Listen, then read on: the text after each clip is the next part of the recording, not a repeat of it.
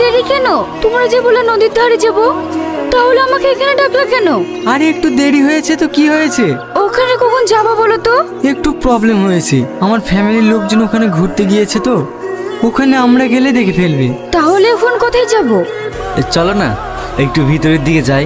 না না, এইখানেই ঠিক আছে, বেশি ভেতরে যাওয়া ভালো না। এত ভয় পাচ্ছ কেন শ্রাবণী? এখানে তো শুধু আমরাই আছি। আচ্ছা, তোমরা এমন করছো কেন?